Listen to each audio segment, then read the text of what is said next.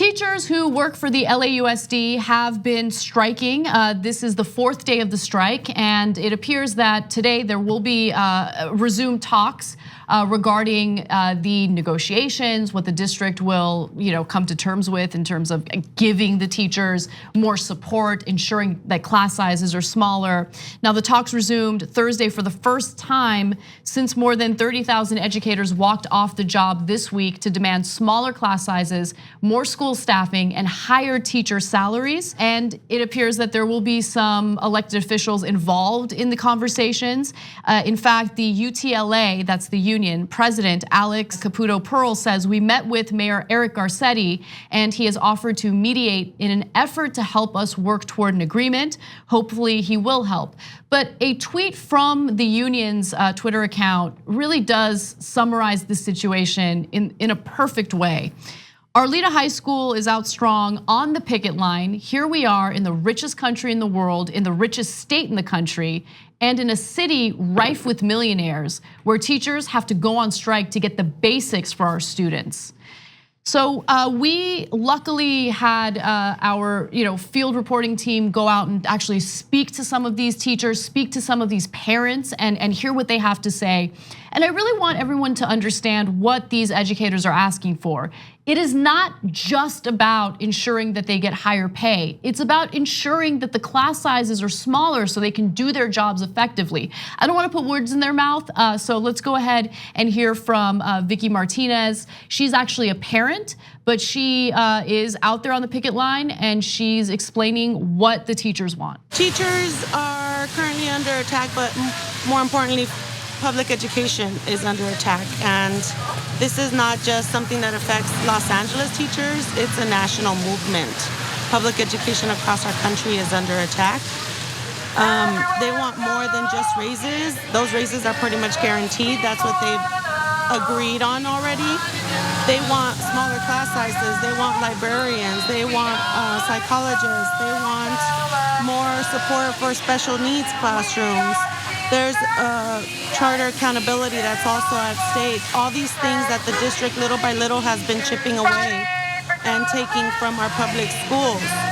So we're here, I'm here as a parent supporting them, because this is not just for my kids, it's for our community, it's for our future. It's for our community, wow. It's for our future. She really did sum it up well. And this might be a strike in Los Angeles, but this is an issue that impacts many school districts, public school districts throughout the country. I mean, we had reported on previous strikes that happened in red states that were very effective in getting the teachers what they deserve. It's not just about what they want, it's what they deserve, it's what they need to do their jobs effectively.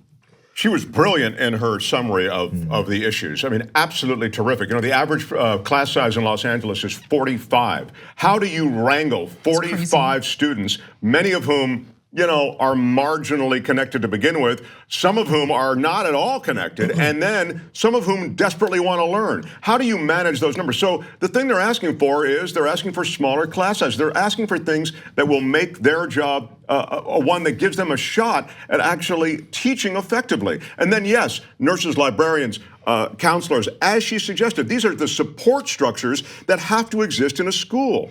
And last thing, and then I'll let Jayar speak, but I love that you note, Anna, that this is a problem nationwide, and she noted it as well, that parent that we just heard from, because there is an effort to privatize schools. There's an effort to gut public education, and after it's gutted, and then you point to how it's failing, and that you always say, well, public education is just awful. Yeah, no kidding. It's awful because every year there's less and less support for public education financially. The class sizes keep swelling. So of course, kids are not doing as well, and it is the case that California should be ashamed that they have this issue. It's indicative of the whole country, because we know how we teach, how we treat teachers already. So of course, I mentioned it before, and I mentioned it for the third time. There's a record number of teachers that are quitting across the country. Yes. Because why would you want to go into this field anymore? Honestly, it's not respected. It's not rewarding. You end up coming out of your pocket a lot of times. We've seen. I have a kid, and also when my brother's daughter was younger, he's like, yeah, we have to donate to the classroom because they just don't have things. And I was like, wow, that wasn't like that when I was growing up. And when you have such a large population and everyone's paying into it, it shows what we prioritize. If we're putting into the schools and basis for our kids and their futures in general, because everyone's paying into it. Yes. It's not like there's a bunch of people sending kids to school and no one pays taxes on everything that we purchase. So it's as if we're moving what we should be prioritizing our money towards into other things. And if you're tired of it, I think they saw the strike coming. It's one of those things that now they're talking and it's Thursday. When we heard it was coming, did they miss it? Did the superintendent, the LAUSD miss that it was about to happen?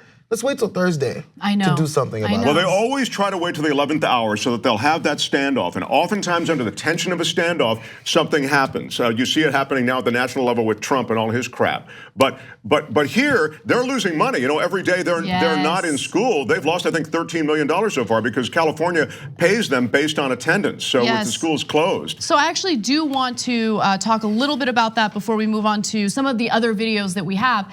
So the way that schools get paid is based on attendance. And so if students don't show up to class, the schools lose money as a result of that. And so some of the parents, in an effort to show solidarity for these teachers, have decided to keep their parents at home, or to keep their kids at home. And so if the district is losing money and they're starting to get desperate, it's much more likely that they will come to the table in a more, desperate situation, and they want to, negotiate in good faith. Now, with that said, only 1/3 of the district students showed up to class today, and again, they're losing a ton of money. Now, I do want you to hear from an actual teacher because she touches on, the issues that we mentioned here, the class sizes and the lack of resources, and you should hear from her because it's compelling. I mean, these are people who work really, really hard, and it's a thankless job, especially when you consider how the district doesn't look out for them. When he says that he can unilaterally just keep increasing class size and not send us the resources that we need, I mean, we're already doing double duty. Basically, we're doing 4, 5, 6, 7 jobs, each one of us. We don't get credit for all the extra hours that we put in. And Beutner said that our teacher workday was too short. And the minute he made that statement that the teacher workday is too short, I work for free on average, minimum 10 extra hours a week here at the school site. And that doesn't even count all the grading of papers. And I've seen my parents and I've seen my brother and our family, and we dedicate countless hours. Our tax guy gets mad at us for spending so much money on school supplies.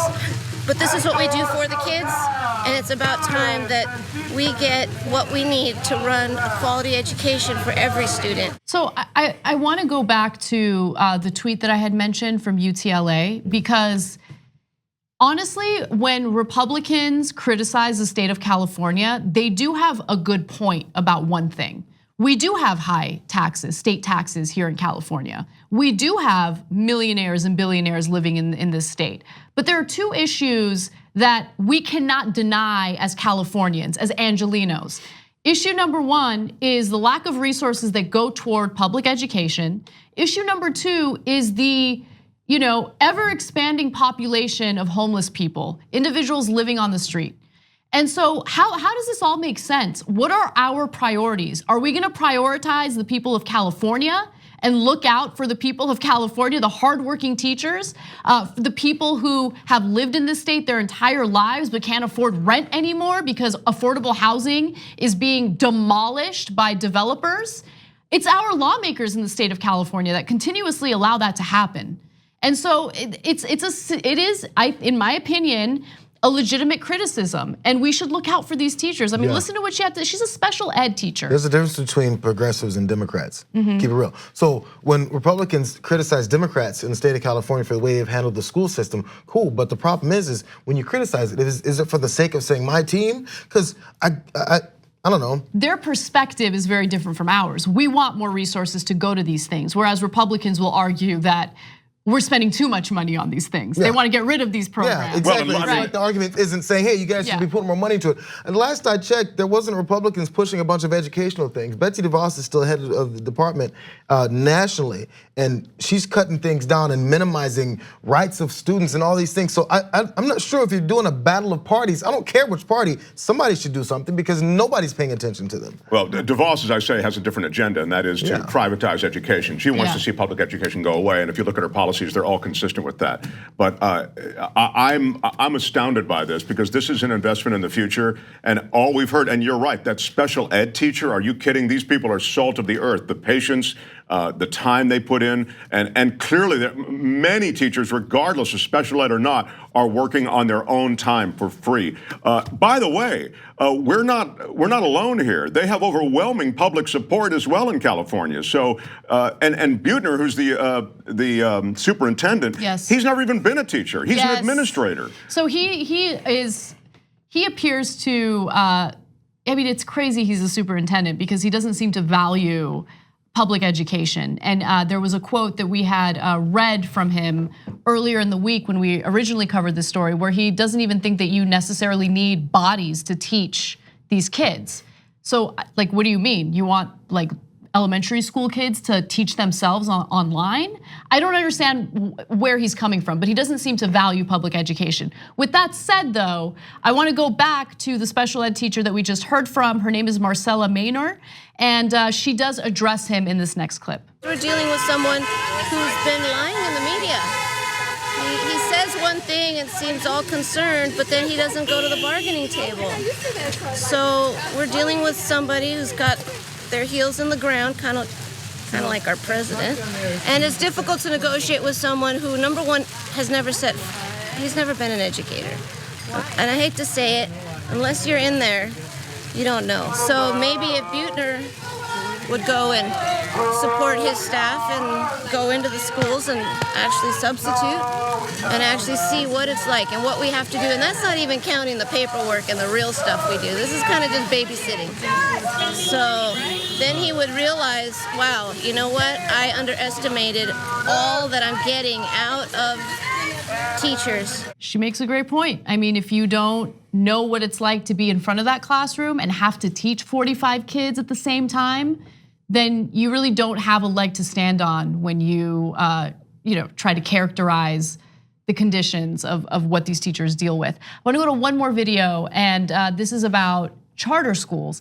Look, charter schools are popping up all throughout the country, and look, some of them might be good. I live in an area that has a great charter school, but in a lot of cases, because they lack regulations, the same standards that public schools have to abide by, they can be pretty disastrous.